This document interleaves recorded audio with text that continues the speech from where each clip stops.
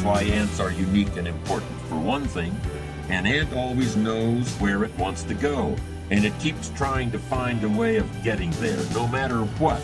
If you put a pebble in front of an ant, the first thing it does is try to find a way around the pebble. It tries to go one way.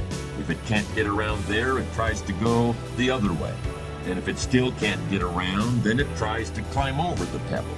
And if for some reason it can't climb over the pebble, it will try to lift the pebble, even though the pebble may be hundreds of times larger than the ant itself. And if it finds it can't lift the pebble, it will look for other ants to help. And if all the ants working together can't lift the pebble, they will finally start digging a tunnel underneath it. And even if that doesn't work, they will literally start trying to gnaw their way through the pebble. How long will they keep trying? They'll keep trying until they die. Because the one thing they will never do is quit. That's the ant's philosophy of achievement, and we might all want to incorporate it into our view of the world. The other reason ants are important is because of what they do in the summer. During the summer, the ants plan for the winter. They don't have any credit cards.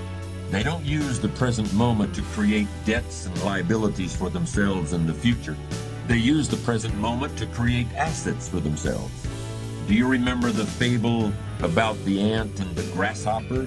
The grasshopper laughed at the ant for working so hard all summer. The grasshopper just enjoyed himself, leaping around in the high grass without a care in the world. And when the winter came, he starved to death, while the ant had plenty to eat. Remember, we've all been grasshoppers at some point in our lives. Just make sure you're not one now. Character is the means for transforming ideas into achievements. It's somewhat abstract in the sense that you can't lay your hand on it or point to it or weigh it on a scale. But in a very real sense, character is what allows you to get where you want to go. If you want to drive from your home to a store on the other side of town, you'll need an automobile with gas in the tank, and you'll need keys to start the car. But you'll also need to know how to drive. You'll need judgment based on life experience to tell you when to step on the brakes if the light up the street changes to red. You'll need a true intention to reach your destination so that you don't keep stopping for coffee and a piece of pie every 10 minutes. You'll need to know how much time to allot to the trip so you can get home in time for whatever else you have to do. And you'll need enough maturity to call and say you're going to be late if you get stuck in a traffic jam. You can't lay your hand on any of those things, and you can't measure them with a yardstick. But they're as important to reaching your destination as the car, or the gas, or the keys to start the engine. They are analogs of character. There are all sorts of ways to keep track of the condition of a motor vehicle. You can look at the tires to see whether they've worn out their tread. You can look at the odometer to see how long it's been since you've changed oil. And you can turn on a switch and then walk around the car to see if the headlights and the taillights are working properly. There are objective indicators of the condition of your car. Similarly, there are ways of objectively evaluating your achievements. Most people don't take advantage of them as often as they should, but they're available nonetheless.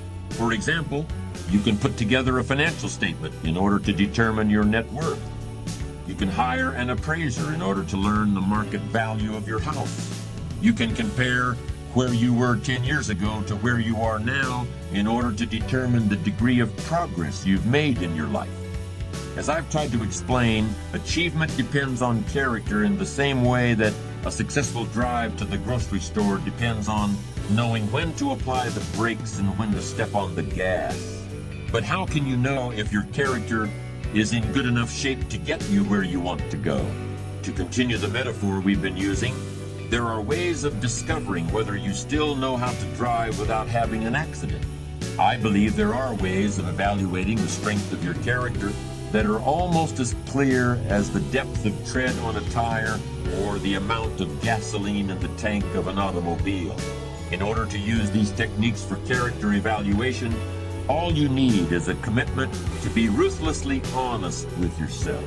At first, that kind of ruthless honesty may include a little bit of pain, but once you accept the fact that character is basic to achievement, you'll gladly pay the price.